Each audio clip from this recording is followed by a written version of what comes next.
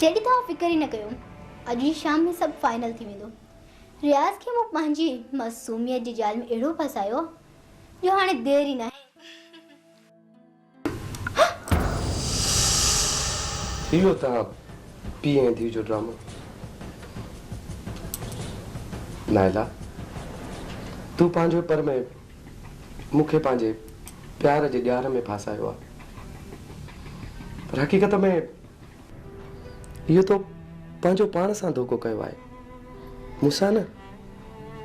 मूं त तोखे मासूम सम्झी तुंहिंजी दिलि पे विंदराई, ऐं तुंहिंजी हक़ीक़त साम्हूं अचण खां पोइ बि मूं ते को फ़र्क़ु कोन पियो आहे। ॾिस ॾिस, मां साॻियो आहियां न तोसां प्यार करण वारो।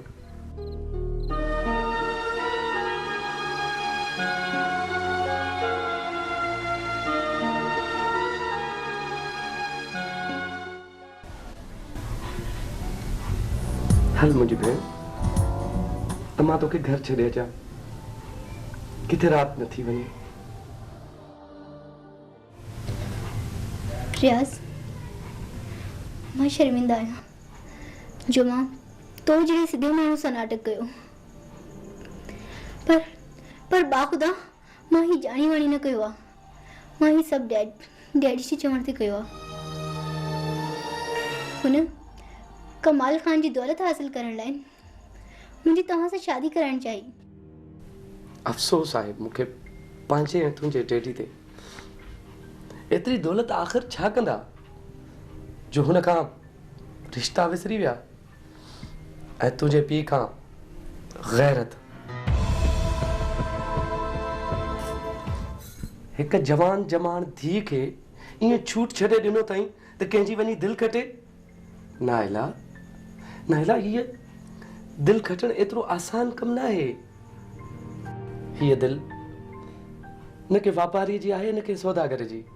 हीअ दिलि त उन मालिक जी आहे जंहिंजे नाले सां धड़कंदी आहे ऐं जंहिंजे नज़रे करम सां हीअ ज़िंदा आहे। न त मुर्दा दिलियूं तोखे खोड़ मिलंदियूं जेके तुंहिंजे सिर्फ़ु हिकु इशारे सां पंहिंजे ईमान जो सौदो करे वेंदियूं। असां वटि त ईमान आहे ई कोन जो सौदो कयूं। असां वटि आहे इश्क।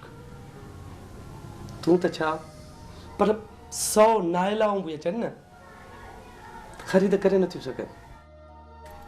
का कन झलिया कापड़ी मोहिया न महलनि, बायनि ऐं बाननि जे बंधण की न बजनि। लखें लाहूतिन अहिड़ियूं ओरियां छॾियूं